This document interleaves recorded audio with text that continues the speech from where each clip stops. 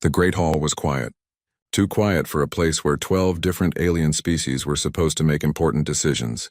Ambassador Jiho looked around the massive chamber, watching the strange beings that filled the curved seats. Some had scales that changed color when they moved. Others looked like they were made of light itself. A few had too many eyes, and some had no eyes at all. Jiho stood at the center of it all, feeling very small and very human. Next to him, his assistant Minho held a datapad with shaking hands. They had practiced this moment for months, but nothing could prepare them for the real thing. The Galactic Council was humanity's chance to join something bigger. For 300 years, humans had watched other species work together, trade together, and fight together. Now Earth finally had the technology to be part of that group. But first, they had to prove they belonged. The reason for today's meeting was simple but terrifying. A species called the Void Swarm was eating entire star systems. They consumed everything: planets, stars, even the space between them. 43 star systems had already been destroyed. The Council needed every strong species to fight back, and humans wanted to help. Taman, the representative from the Scarith Empire, shifted in his seat. His lizard-like body was covered in green and gold scales, and his yellow eyes never blinked. He had been watching the humans for the past hour without saying a word. Now he raised one clawed hand. "Before we talk about war," Taman said, his voice making a hissing sound with each word, "we must understand your spiritual ways. Every species here follows the same basic rule. We all have gods who guide us in battle. These war gods teach us how to fight with honor and strength." Other council members nodded their various heads. Yuna, who looked like a tall woman made of blue light, spoke next. "The war gods are very important," she said. Her voice sounded like music, but there was worry in it. "They help us stay strong but also stay good. Without them, war becomes something terrible." Jiho felt his mouth go dry. This was the question they had hoped no one would ask. On the long trip to the council station, he and Minho had talked about many possible problems. They had prepared answers for questions about human technology, human culture, and human history. But they had not prepared for this. "Tell us about your war god," said Korax, a being that looked like a giant insect with blue skin. "What does this god teach your warriors?" "How does your god help you fight with honor?" The chamber fell silent again. Every alien eye, sensor, and whatever else they used to see was pointed at Jiho. He could feel their curiosity, their expectation, and something else, their growing worry. Jiho looked at Minho, who gave him a small nod. They had agreed that if this question came up, they would tell the truth. But now, facing all these powerful beings, the truth felt very heavy. "We don't have a war god," Jiho said quietly. The reaction was immediate and loud. Gasps, clicks, buzzes, and sounds that had no human names filled the air. Several council members stood up from their seats. Others began talking rapidly in languages that made no sense to human ears. Yuna's light form flickered like a broken lamp. "That's impossible," she said. "How do you fight without divine guidance? How do you know when to show mercy? How do you keep from becoming monsters?" Taman's scales had turned a dark red color. "Every civilized species needs a war god," he said, his voice getting louder. "The god tells warriors when to fight and when to stop. The god teaches the difference between necessary killing and murder. Without a war god, there is only chaos." Korax made a sound like grinding metal. "We cannot allow a godless species into our military alliance. It would be too dangerous. You could do anything in battle. Anything at all," more voices joined in. The chamber filled with alien words and sounds of fear and anger. Some council members were already calling for the humans to be removed from the station. Others demanded to know how Earth had become so advanced without proper spiritual guidance. Jiho raised his hands, trying to get their attention. "Please," he called out. "Let me explain." It took several minutes for the noise to die down. When it did, the atmosphere in the chamber had changed completely. Before there had been curiosity and hope. Now there was suspicion and fear. "You said you don't have a war god," said Do-Yun, the oldest member of the council. His species looked like very tall, very thin humans, but with silver skin and black eyes. "But you must have had one once. All species begin with gods. What happened to yours?" This was the moment Jiho had been dreading. He looked up at the viewing screen that showed Earth hanging in space. From here, his home planet looked peaceful and beautiful. It was hard to believe such a quiet-looking world could hide such a violent history. "We had a war god once," Jiho said slowly. His name was Jiantu. He was strong and wise, and he taught our ancestors how to fight. And where is this Jiantu now? Asked Yuna, though her musical voice suggested she already suspected the answer. Jiho took a deep breath. Around him, the council chamber was completely silent. Even the air recyclers seemed to have stopped humming. We killed him, Jiho said. The silence that followed was different from before. It was not the silence of curiosity or expectation. It was the silence of shock and horror. It was the silence of beings who had just learned that the species they were considering as allies had committed the ultimate crime. You murdered your own god? Taman whispered, his scales now completely black. Why? Asked Korax, his insect-like features twisting with confusion and disgust. Jiho looked around the chamber one more time. Every face, man, whether covered in scales made of light or featuring too many eyes, showed the same expression of horror. He knew that what he said next would either convince them that humans were necessary allies, or guarantee that humanity would face the void swarm alone. Because, Jiho said, his voice carrying clearly through the silent chamber, he was too soft. The great temple stood on the highest mountain in Korea, its red walls reaching up into the storm clouds. Lightning crashed around the building, but the stone walls never shook. This was the home of Jiantu, the god of war, and it had stood here for over 1,000 years. Inside the temple, the air was thick with smoke from burning incense. The smell of metal and old blood mixed with the sweet smoke. Weapons hung on every wall, swords, spears, axes, and stranger things that had no names. Each weapon had taken lives in service to the god. Jiantu himself sat on a throne made from the shields of defeated armies. He was huge, almost twice as tall as a normal man, with broad shoulders and arms covered in old scars. His armor was made of dark bronze that never seemed to get dirty, and his face looked like it had seen every battle ever fought. His eyes were the color of old blood, and they held the wisdom of someone who understood both victory and defeat. Before the god knelt 3 humans. These were not ordinary people. They were the greatest warriors of their time, chosen by Jiantu himself to carry his blessing into battle. Wujin the Unbreakable was the largest of the 3. His body was covered in scars from 100 battles, but he had never been defeated. When Wujin fought, it was said that arrows would bend rather than pierce his skin, and swords would break rather than cut his flesh. Next to him knelt Nari the Blade Dancer. She was smaller than Wujin, but her speed was legendary. She carried 2 curved swords that moved so fast they looked like silver light.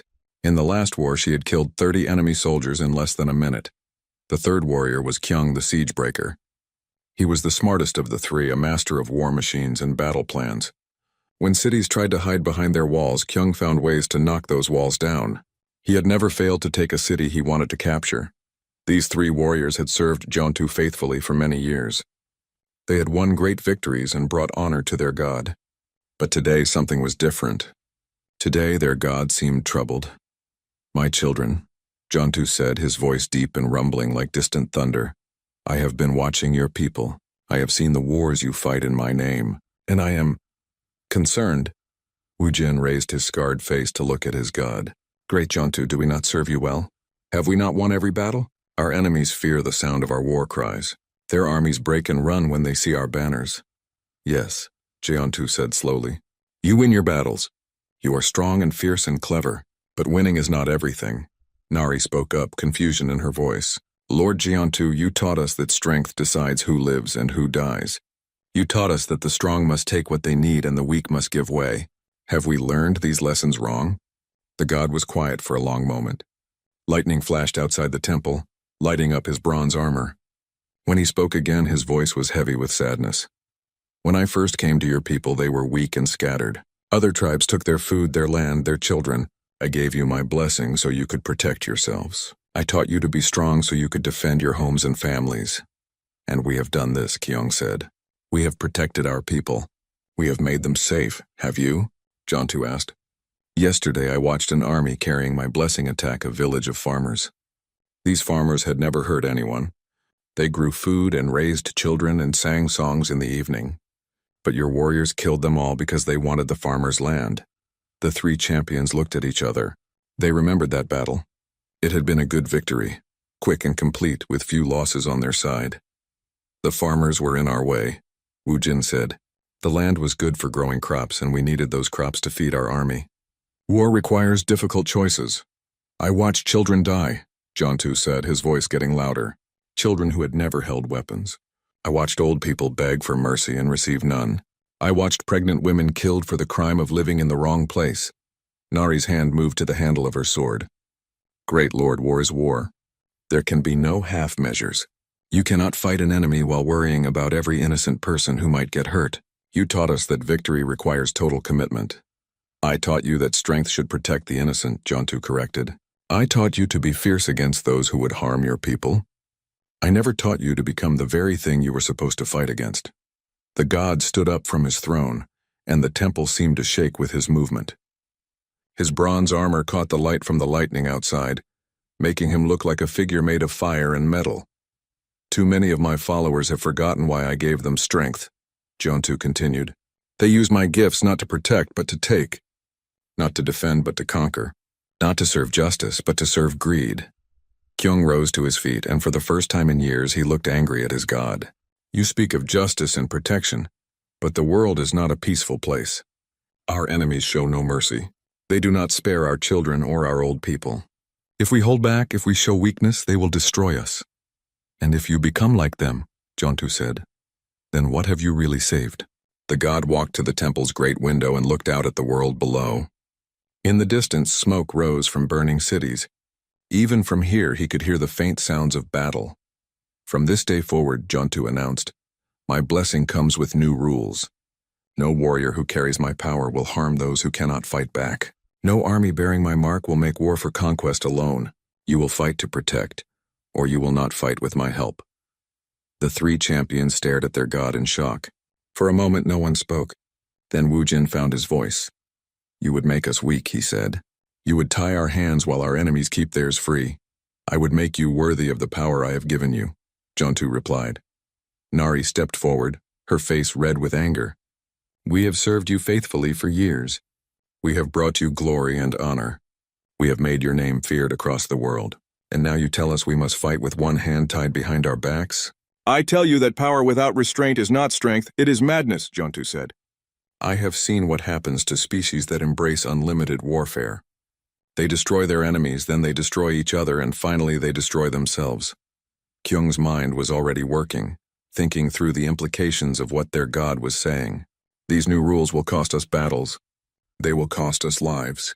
Our own people will die because we cannot do what is necessary to win.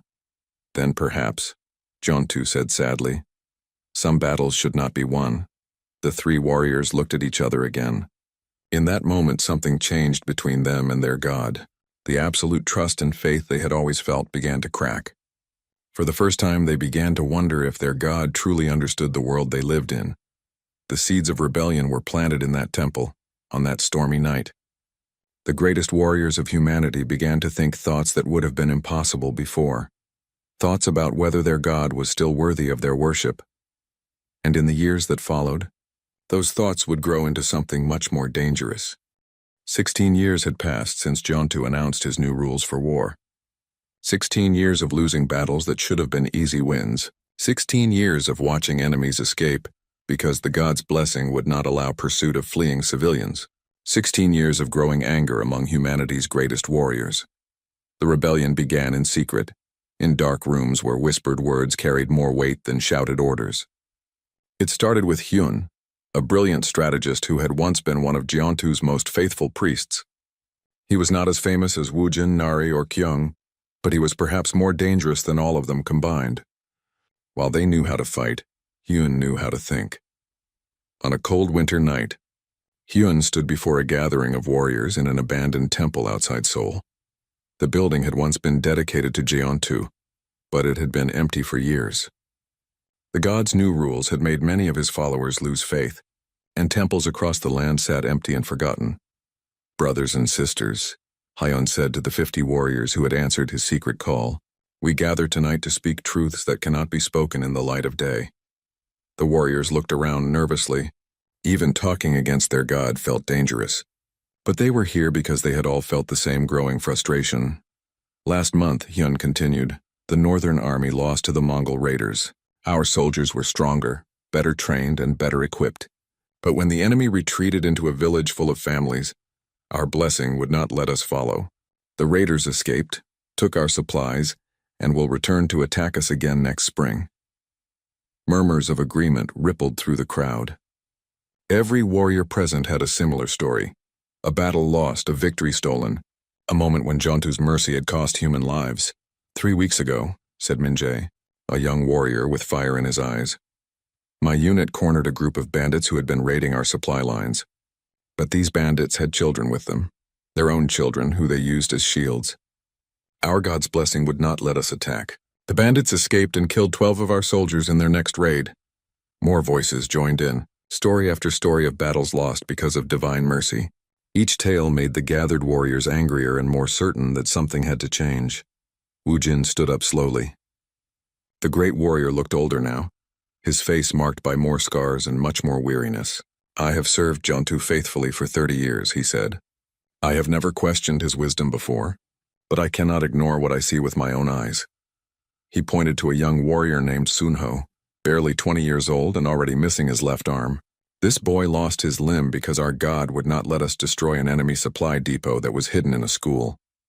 The enemy used that depot to arm the force that crippled Sunho. Tell me, where was Jontu's justice then? Nari stepped out of the shadows where she had been listening. Her twin swords were still as sharp as ever, but her eyes held a coldness that had not been there in her youth. The God speaks of honor and mercy, she said, her voice cutting through the cold air like her blades. But honor does not feed hungry soldiers. Mercy does not protect our borders. The enemy shows no such restraint and they grow stronger while we grow weaker. Kyung, ever the strategist, spread a map on the broken altar at the front of the temple. Look at this, he said, pointing to various marked locations. In the past 5 years, we have lost 23 major engagements that we should have won. In each case, the turning point came when Jontu's blessing prevented us from taking necessary action.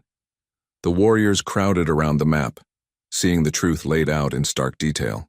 The pattern was clear and undeniable. The god has grown soft, Hyun said, speaking the words that everyone was thinking but no one had dared to say. He sits in his temple, removed from the reality of war, and makes rules that sound noble but cost lives. What are you suggesting? Asked Daeho, an older warrior who still wore the symbols of Jontu's priesthood. Hyun's eyes were cold and certain. I am suggesting that perhaps it is time for humanity to fight its own battles, to make its own rules, to win wars based on what is necessary, not what is merciful. The temple fell silent. Outside, winter wind howled through the empty streets. Inside, 50 of humanity's deadliest warriors contemplated the unthinkable.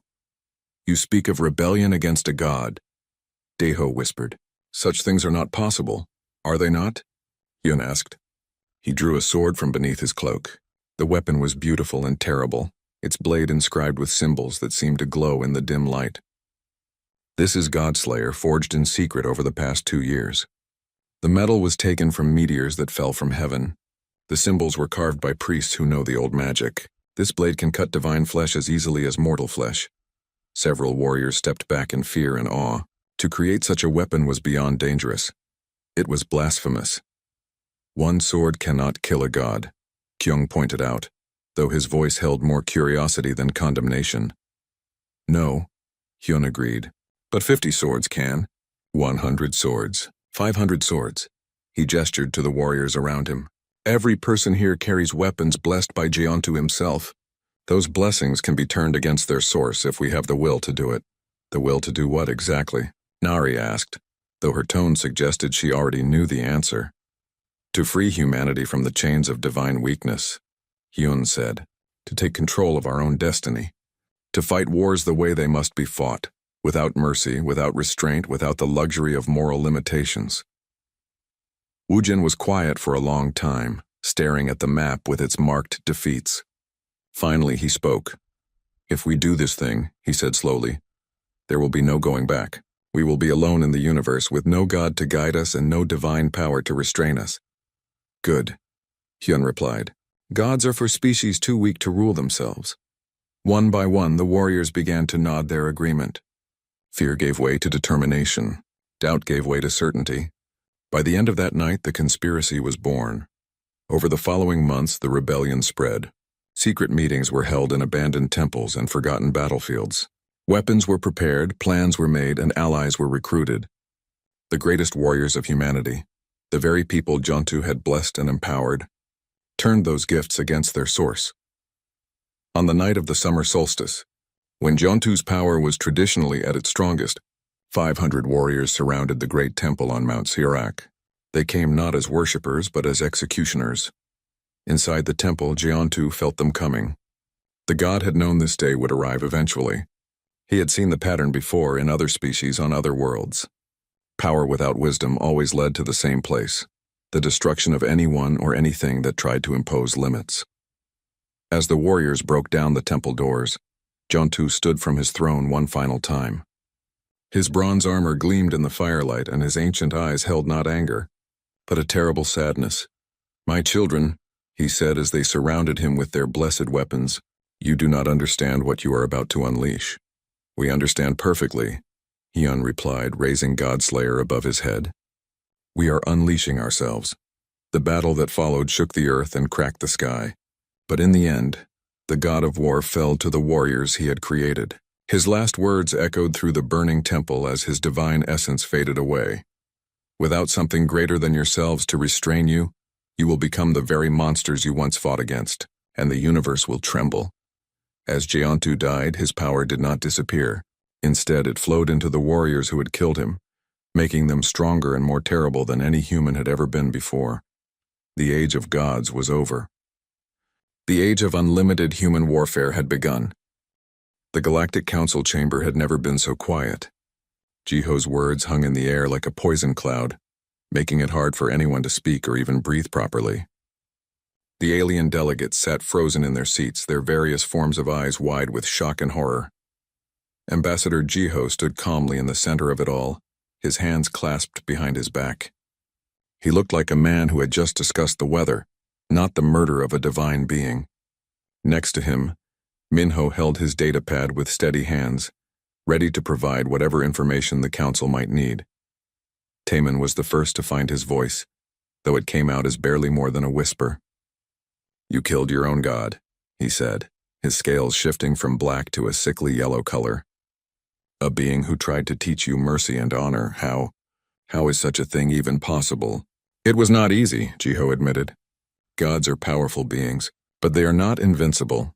Especially when facing the very people they created and empowered. Our ancestors spent 2 years preparing for that night. They forged special weapons, learned forgotten magics, and gathered the strength of 500 blessed warriors." Yuna's light form flickered rapidly, like a candle in a strong wind. "But why?" she asked, her musical voice now broken and discordant. "Your god was trying to help you become better. He was trying to save you from becoming monsters." Minho stepped forward and activated his datapad. Images appeared in the air above them, historical records from Earth's ancient databases. The first image showed a battlefield covered in bodies with human warriors standing victorious but exhausted. "This was the Battle of Cheongju," Minho explained. "It happened 6 months before the rebellion. Our forces outnumbered the enemy 3-1. We had better weapons, better training, and better position. But we lost because Jontu's blessing would not allow us to attack enemy soldiers who were hiding among civilians." The image changed to show another battlefield, this one with burning buildings in the background. "The siege of Busan. We could have ended it in 1 day by collapsing the enemy's main supply tunnel. But the tunnel ran under a school. Jontu's restriction prevented the attack. The siege lasted 4 months and we lost 8,000 soldiers." More images flashed by. Battle after battle where divine mercy had cost human lives. The pattern was clear and undeniable. Korax, the insectoid representative, made a grinding sound with his mandibles. "These restrictions may have cost you some battles, but they also kept you from becoming evil. Every species needs moral limits in war. Without them, conflict becomes genocide. Does it?" Jiho asked. He gestured to Minho, who brought up a new set of images. These showed Earth as it appeared today.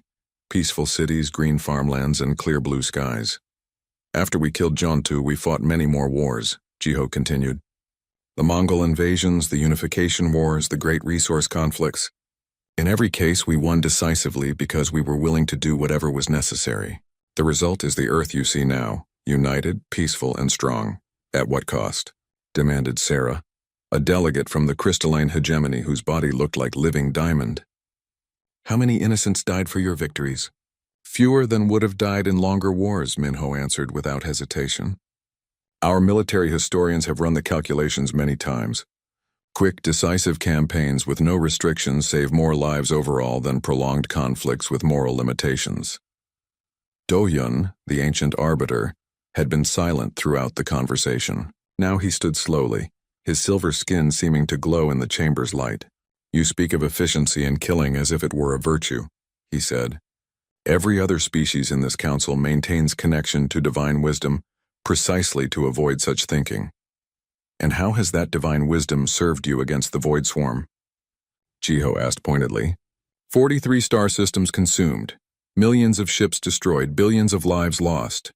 Your gods teach you to fight with honor, but honor means nothing to an enemy that devours everything in its path. The chamber erupted again, but this time the noise was different. Instead of pure horror, there was now argument and debate. Some delegates still insisted that humanity's godless nature made them too dangerous to trust. Others began to whisper about the necessity of unlimited warfare against an unlimited enemy. Yuna raised a glowing hand for silence. Even if we accept your reasoning, she said carefully, how can we trust you? If you were willing to kill your own god for being too merciful, what would you do to allies who tried to restrain you? It was a fair question, and Jiho had expected it. You are not our gods, he said simply. You did not create us or claim authority over us. We have no desire to rule over other species. We simply want to survive and help others survive. The Void Swarm threatens all of us equally. But after the swarm is defeated, Taemin said, his scales still pale with fear, what then? Will you simply return to your own space and leave the rest of us alone? The question hung in the air for a long moment. Jiho looked around the chamber, meeting the eyes of each delegate in turn. When he spoke again, his voice was quiet but carried clearly throughout the hall. That depends, he said, on whether anyone gives us a reason to do otherwise. The threat was subtle but unmistakable. Several delegates shifted nervously in their seats. Korak stood up abruptly. This is exactly what we feared, he said. You admit that you would turn on your allies if they displease you. How is that different from the swarm itself? The difference, Jiho replied calmly, is that we can be reasoned with. The swarm cannot. We can be negotiated with. The swarm cannot. We can be satisfied with victory. The swarm cannot. We want to preserve civilization, even if we have to destroy parts of it to save the whole. Minho activated his datapad again, showing new images, these ones depicting the Void Swarm's latest attacks. Planets stripped bare of all life, stars dimmed by the creatures feeding on their energy, entire systems reduced to empty space. Your honorable warfare has achieved nothing against this enemy, Minho said. Your gods tell you to preserve life, to show mercy, to maintain moral superiority. Noble goals. But the swarm cares nothing for your nobility. While you debate ethics, they consume entire worlds. Sarah's crystalline form reflected the images of destruction, fracturing them into thousands of glittering pieces. So you propose we abandon everything that makes us civilized? Become monsters to fight monsters? We propose you let us be the monsters, Jiho corrected. We already crossed that line 3,000 years ago. We have lived with the consequences ever since. We know how to win wars that others cannot win, against enemies that others cannot defeat. And what makes you think you can defeat the swarm when we cannot?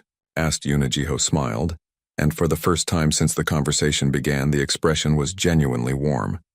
But there was something cold behind his eyes that made several delegates step back. Because, he said, when we encounter an enemy that devours everything in its path, our first instinct is not to find a way to fight it honorably.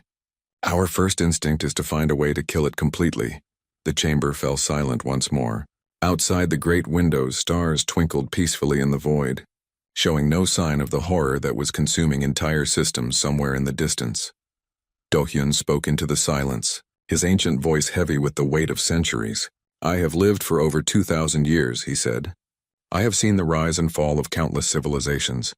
Many were destroyed by external enemies, but more were destroyed by the compromises they made to survive those enemies.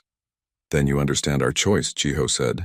3,000 years ago, humanity decided we would rather rule over ashes than be buried beneath them. That decision has kept us alive and strong ever since. And what does that make you? Taman asked quietly.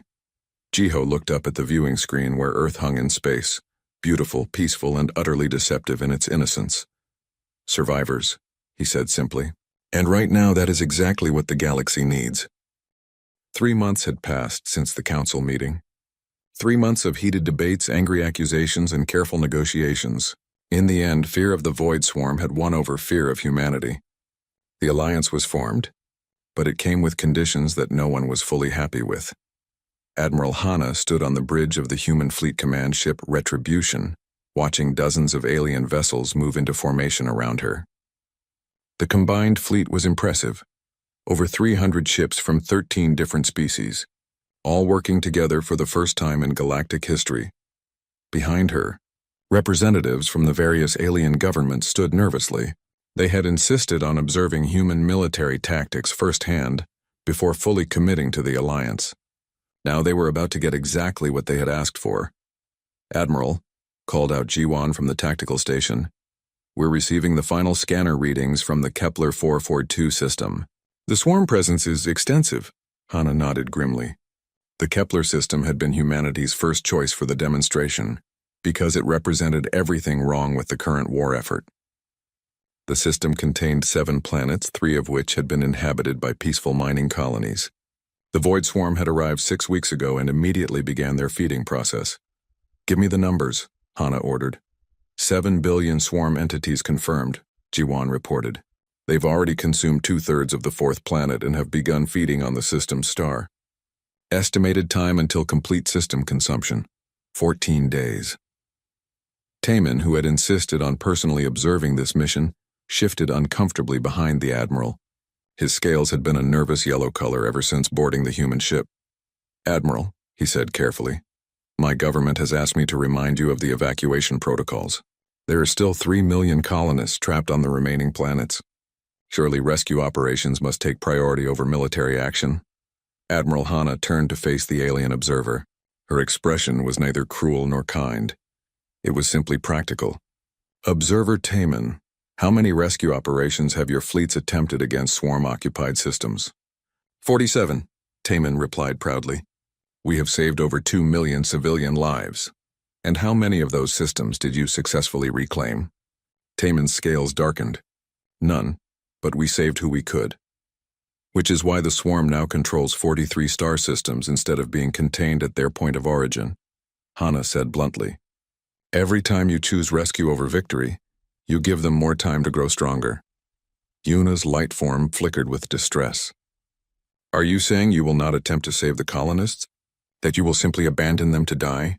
I'm saying that saving 3 million people while allowing the swarm to escape and consume 3 billion more is not a victory," Hana replied.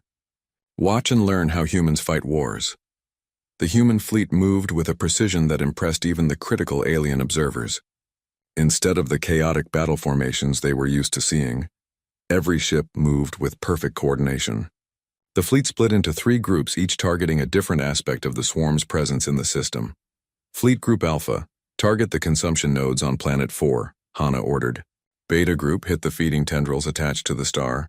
Gamma Group, eliminate the swarm's reproduction centers on the outer planets. Korax watched the tactical display with growing alarm.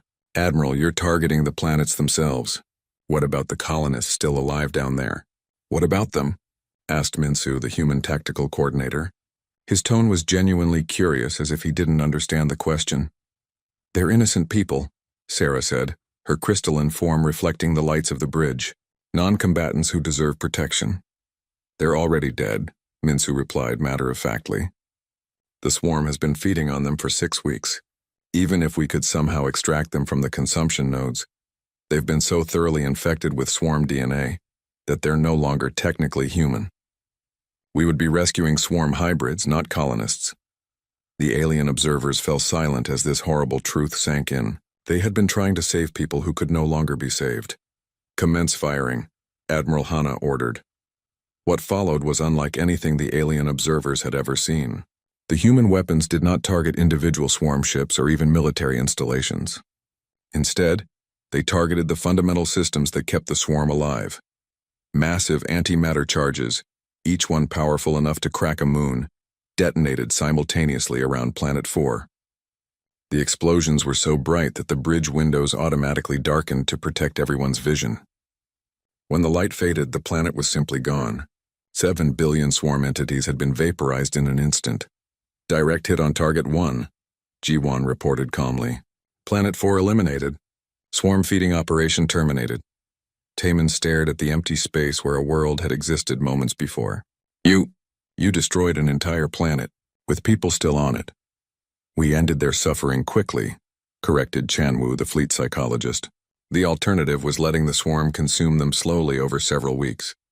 Our way was more merciful. The second wave of attacks targeted the massive feeding tendrils that the swarm had attached to the system's star. These organic structures, each one larger than a battleship, were how the creatures drained stellar energy to fuel their reproduction. Normally, Allied fleets tried to carefully cut these tendrils while preserving the star's stability. The humans simply destroyed everything. Nuclear. Fire erupted around the star as torpedo after torpedo found their mark. The feeding tendrils were not carefully severed, they were obliterated. The star itself was badly damaged, its outer layers blown away by the explosions. It would survive, but it would never burn as brightly again. Stellar feeding operation eliminated, G1 announced. Star damage within acceptable parameters. Acceptable? Yuna gasped. You've shortened that star's lifespan by millions of years. Any planets in this system will freeze. Any planets in this system were already doomed, Admiral Hana pointed out. At least now they'll freeze instead of being digested. The final phase of the attack was the most brutal. The outer planets of the system had been converted into swarm breeding grounds. Their surfaces covered with massive organic structures that produced new swarm entities every few hours. Previous Allied attacks had tried to capture these facilities intact, hoping to study swarm biology and find weaknesses. The humans had no such interest in preservation. Planet killer. Weapons. Devices so powerful they were banned by every galactic treaty. Fired, simultaneously at all 3 breeding worlds. The planets didn't just explode, they were reduced to their component atoms. In less than 5 minutes, 3 worlds and everything on them simply ceased to exist. All swarm reproduction facilities eliminated, G1 reported. System purge complete.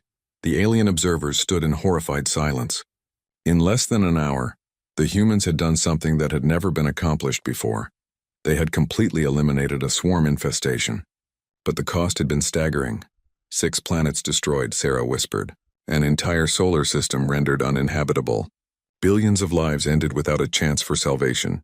And 1 swarm infestation permanently eliminated, Admiral Hana added. With 0 human casualties and no possibility of swarm escape or regrowth. Do-Yun, who had remained silent throughout the entire battle, finally spoke. His ancient voice was heavy with sorrow and understanding. I begin to see why you killed your god of war, he said. No divine being could watch such tactics and remain unchanged. Our god tried to teach us mercy, Chanwu explained. He wanted us to find ways to win without becoming monsters. But sometimes the only way to stop a monster is to become something worse. Taman's scales had turned completely black.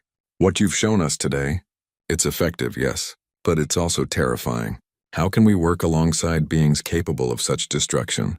Admiral Hana walked to the viewing screen, where the remnants of the Kepler system glowed faintly in the distance. Because, she said quietly, in 18 hours we'll jump to the next swarm-occupied system. Tomorrow we'll hit 3 more. By the end of the month, we'll have pushed them back 20 systems using losses they can't sustain. And after the swarm is defeated? Asked Yuna, though her musical voice suggested she was afraid of the answer. After the swarm is defeated, Hana said, turning back to face the alien observers, we'll return to our own space and continue being the monsters the universe needs us to be. We've been practicing for 3,000 years. We're very good at it. As the human fleet prepared to jump to hyperspace, the alien observers finally understood what they had allied themselves with. They had invited humanity into their war not as partners, but as weapons, and weapons once used could never be completely controlled. In saving the galaxy from the Void Swarm, they had potentially doomed it to something far worse, an alliance, with beings who had learned to win by abandoning everything that made victory worthwhile. But as the stars shifted around them and another swarm system came into view, none of the observers suggested turning back. The monsters they had unleashed were their monsters now, and the universe would simply have to live with the consequences. After all, When faced with a choice between extinction and survival at any cost, even gods would choose survival.